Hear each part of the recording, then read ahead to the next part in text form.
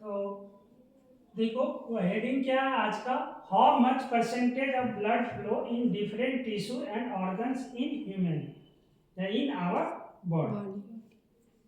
तो देखते हैं कि मैक्सिमम परसेंटेज ऑफ ब्लड है ना, मैक्सिमम परसेंटेज ऑफ ब्लड जो है कहाँ फ्लो हो रहा है, लीवर में। उसके बाद उससे कम में किडनी में, उससे कम मसल्स में, उससे कम ब्रेन में, उससे कम स्किन में, उससे कम बोन। टोटल ये जोड़ेंगे तो क्या होगा, 100 होगा। टोटल यदि इसको ऐड करेंगे सारे को तो ये 100% होगा। यदि ब्लड वॉल्यूम को शरीर में 100% मान लेंगे तो 100% में 27% लीवर में फ्लो होगा, 22% किडनी में होगा, देख रहे हैं। और हार्ट में कितने होते हैं, 4%। ठीक है, तो हार्ट नहीं देना है, ठीक है, हार्ट नहीं देना, जो एग्जैक्ट होगा वही देना, यहीं पे गलती करता है। और नीट के पॉइंट ऑफ व्यू से देखो कि बहुत मोस्ट इंपॉर्टेंट ये है, तो ये टेबल जो होगा वेरी वेरी इंपॉर्टेंट होगा, यहीं पे क्वेश्चंस गलत कर देते हैं, तो ये नहीं करना।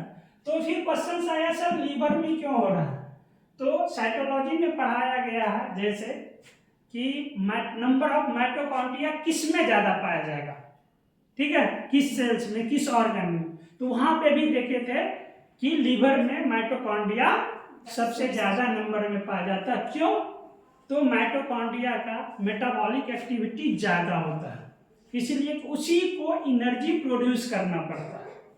उसको क्या करना है, एनर्जी प्रोड्यूस। तो ज्यादा माइटोकॉन्ड्रिया रहेगा तो क्या कहेगा, ज्यादा एटीपी प्रोड्यूस करेगा। That means number of mitochondria depends on cellular activity या मेटाबॉलिक एक्टिविटी। तो यहाँ पे सबसे ज्यादा कौन ऑर्गन को फंक्शन करना पड़ रहा, लीवर। इसीलिए लीवर में जब तक ज्यादा ब्लड नहीं रहेगा तो ज्यादा ऑक्सीजन होगा नहीं, जानते ही तो ऑक्सीजन क्या करेगा, उसी से रेस्पिरेशन होगा। टिश्यू जो रेस्पायर करेगा, सेल का जो रेस्पिरेशन होगा वो कहाँ किससे होगा, ऑक्सीजन से। ऑक्सीजन नहीं मिलेगा फिर उसका रेस्पिरेशन नहीं होगा और मेटाबॉलिक एक्टिविटी स्टॉप कर जाएगा, ऑक्सीजन नहीं रहेगा, फिर वो सेल्स क्या होगा, बाद में डेड डिस्ट्रॉय जो होने का वो होगा, ठीक है। तो ये क्या होगा, फंक्शंस वहां पे स्टॉप हो जाएगा। तो इसीलिए सबसे ज्यादा ब्लड जो होगा कहाँ फ्लो होगा, लीवर में। अब कहेगा कि सर हम लोग तो एक्सरसाइज करते हैं फिर तब कहाँ से होगा, तब किस में ज्यादा होगा, ये basal condition in human under basal condition, under basal, यहां पे लिख देना बेसल कंडीशन। ये नॉर्मल कंडीशन की बात कर रहे हैं, ठीक है, नॉर्मल कंडीशन की। जब हम कोई हैवी एक्सरसाइज करेंगे, जब कोई हम हैवी एक्सरसाइज करेंगे उस टाइम में ब्लड फ्लो जो होगा, देखो जब हम लोग एक्सरसाइज करेंगे तो सबसे ज्यादा क्या काम कर रहा है, मसल्स। सबसे ज्यादा क्या होगा, मसल्स, मसल कॉन्ट्रैक्शन ज्यादा होगा, तो उस टाइम में मसल्स में ज्यादा क्या होगा, ब्लड फ्लो होगा।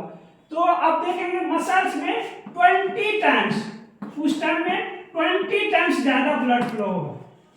यदि हैवी एक्सरसाइज होगा, यदि कोई एक्सरसाइज कर रहा उस टाइम में ब्लड फ्लो जो होगा मसल्स में 20 टाइम्स अधिक होगा। जैसे ये 15 है तो आप देखो कि इसका 20 फोल्ड जो है वो ज्यादा होगा, 20 टाइम्स या 20 फोल्ड ज्यादा सर्कुलेशन होगा यहाँ, ठीक है। इसीलिए वहां पे नीड से ज्यादा एक्टिविटीज हो रहा है, ज्यादा ऑक्सीजन चाहिए तो ज्यादा ब्लड भी फ्लो होगा।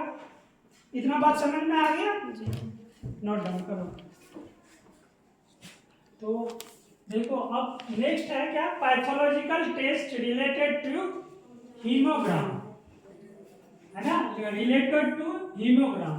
तो अब दो टर्म आया, पैथोलॉजिकल टेस्ट, पहले भी बताया था आज भी बता रहा हूं।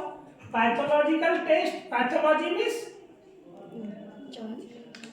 पैथोलॉजिस में डिजीज डायग्नोसिस, ठीक है, जो डिजीज का पहचान किया जाता है, ऐसा टेस्ट जिस टेस्ट के को करके हमें कोई डिजीज का पता चले उससे रिलेटेड, ठीक है, तो वो पैथोलॉजिकल टेस्ट होता है। जैसे ब्लड टेस्ट होता है, स्टूल टेस्ट होता है, यूरिन टेस्ट होता है, देखो डिफरेंट टाइप्स का टेस्ट होगा, ठीक है, तो वो पैथोलॉजी में आएगा।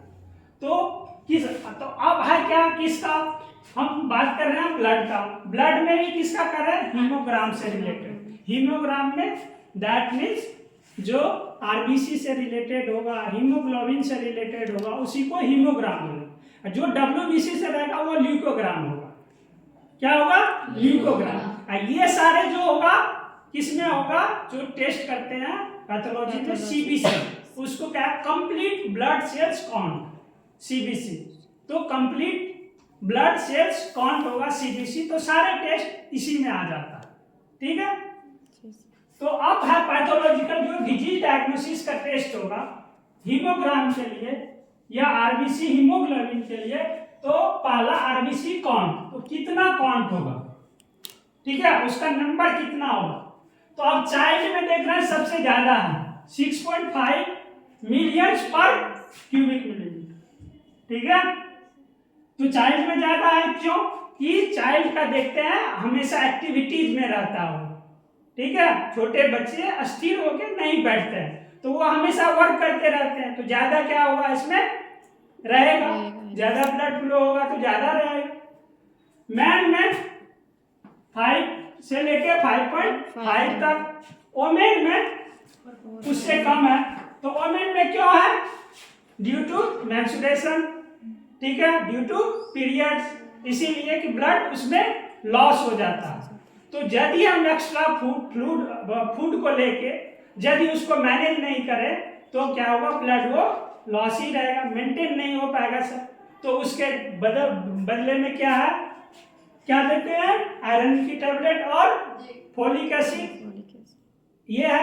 अब देखो यहाँ पे है, यहीं पे क्वेश्चन आएगा कि हीमोग्लोबिन के लिए, ठीक है, हीमोग्लोबिन बनने के लिए रॉ मटेरियल, हीमोग्लोबिन प्रोटीन से, इतना बात आई है, जानते हो, हीमोग्लोबिन बनने के लिए, ठीक है, या आरबीसी बनने के लिए रॉ मटेरियल्स क्या क्या होता है। हीमोग्लोबिन के लिए रॉ मटेरियल्स क्या क्या होगा, आयरन और प्रोटीन, हीम और ग्लोबिन उसी में छुपा हुआ, देखो नाम में ही छुपा हुआ है कि जो रॉ मटेरियल, जैसे प्रोटीन के लिए रॉ मटेरियल्स क्या होता है, अमीनो एसिड्स होता है, ठीक है, उसी तरह हीमोग्लोबिन के लिए यदि रॉ मटेरियल्स पूछे तो क्या होगा, हाँ क्या होगा, आयरन और प्रोटीन। देख रहे हैं आयरन का क्या फंक्शन है, प्रोटीन का क्या फंक्शन है, इससे पहले देख ही चुके हैं। और फोलिक एसिड जो लेते हैं, B12 और फोलिक एसिड जो लेते हैं, वो क्या करता है, आरबीसी के मैच्योरेशन में हेल्प करता है। अब यदि मैच्योर होगा तो ज्यादा ऑक्सीजन कैरी करेगा, ठीक है, तो इसीलिए फोलिक एसिड्स और B9, also folic acid B9 और B12, ठीक है, B12 जो लेते हैं वो डॉक्टर जो प्रिस्क्राइब करते हैं वो मैच्योरेशन ऑफ आरबीसी के लिए, ठीक है। आयरन क्या होगा, वो हीमोग्लोबिन बढ़ाने के लिए, आरबीसी बढ़ाने के लिए, इसका तो रॉ मटेरियल। तो अब देखिए लिखाता हूं नीचे में, पहला है आरबीसी काउंट, तो आरबीसी काउंट समझ में आ गया कितना होगा। देन कंसंट्रेशन ऑफ हीमोग्लोबिन, यदि अमाउंट ऑफ सब्सटेंसेस का यूनिट क्या है, मोल में देखते हैं का कंसंट्रेशन, तो कंसंट्रेशन ऑफ हीमोग्लोबिन, तो देखिए ये तो परसेंटेज है, 30 से लेकर 35% ऑफ आरबीसी हीमेटोक्रिट में आ जाएगा। यहाँ पे देखा मेल में या मैन में कितना होगा, 15 ग्राम पर 100 ml, ठीक है, और वोमेन में 13 से 14।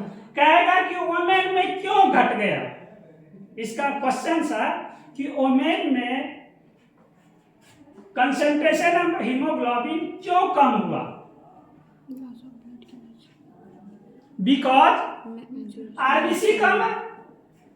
यदि आरबीसी कम होगा तो हीमोग्लोबिन कम होगा, इसीलिए कि हीमोग्लोबिन उसी के साइटोप्लाज्म में रहता है, आरबीसी में ही हीमोग्लोबिन रहता है, डब्ल्यूबीसी में नहीं रहता। तो यहाँ पे जो हीमोग्लोबिन कम हुआ है वोमेन में, लेडीज में, इसीलिए कि यहाँ पे आरबीसी ही कम है। आरबीसी कम क्यों हुआ वो पता है, समझ में आ गया, ऐसे समझ समझना होता है।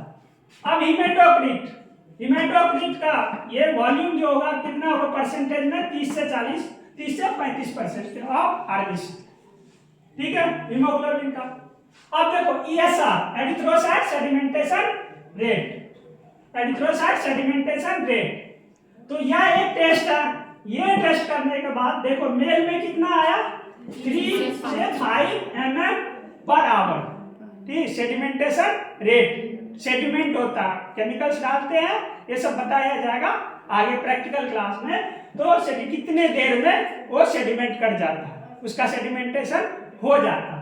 तो मेल में क्या है नॉर्मल 3 से लेकर 5 mm पर आवर, फीमेल में 7, ठीक है, इतना बात समझ में आ गया।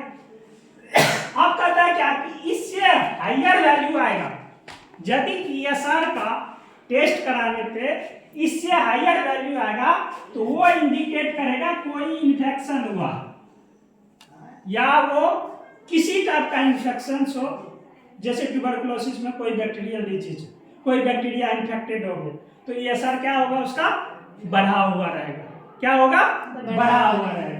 तो higher rate of ESR value indicate infection because change in ratio of albumin and globulin. अब देखिए एक बात और कि क्यों हुआ, इसका भी आंसर है। उस टाइम में क्या होगा, जो रेशियो होगा एल्बुमिन और ग्लोबुलिन का, ठीक है, वो चेंज हो जाएगा, जो एक नॉर्मल वे में होना चाहिए वो नहीं होगा। या अभी यहाँ पे जाइए, इससे डिटेल्स में आगे जब हायर क्लास में जाएंगे उसके बाद, ठीक है। तो अब देखिए सवाल फिर से आया कि एल्बुमिन क्या है, ग्लोबुलिन क्या है कि नहीं। तो एल्बुमिन और ग्लोबुलिन क्या है, प्रोटीन, ये पर इसको पता होगा। टोटल प्रोटीन यदि देखेंगे हम लोग, जब टोटल प्रोटीन देखेंगे, टोटल प्रोटीन देखेंगे तो इसमें एल्बुमिन प्लस ग्लोबुलिन होगा। तो एल्बुमिन और ग्लोबुलिन मिला के, अब देखो टोटल प्रोटीन यदि हमें पता करना है तो एल्बुमिन पता है, ग्लोबुलिन है पता है, तो एल्बुमिन टोटल प्रोटीन निकल जाएगा कि कितना टोटल प्रोटीन है, कितना mg पर डीएल है हमारे ब्लड में, 1 डीएल में, ठीक है, पर डीएल में कितना mg प्रोटीन है वो पता चलेगा, 4 ग्राम 5 ग्राम कितना है। तो अब ग्लोबुलिन यही ग्लोबुलर प्रोटीन होता है, ग्लोबुलर प्रोटीन। जितने भी एंटीबॉडीज होता है ये सब सारा वो ग्लोबुलिन ही होता है, ग्लोबुलर प्रोटीन होता है। क्या होता है, ग्लोबुलर प्रोटीन। यहां से भी नीट के लिए इंपॉर्टेंट क्वेश्चन ये पूछता है हमेशा, ग्लोबुलर प्रोटीन कौन सा प्रोटीन है, ठीक है, एंटीबॉडीज कौन सा प्रोटीन है, तो वहां पे ये सब ऑप्शंस रहेगा। समझ में आ गया, यहां तक कोई दिक्कत नहीं है, लिखिए।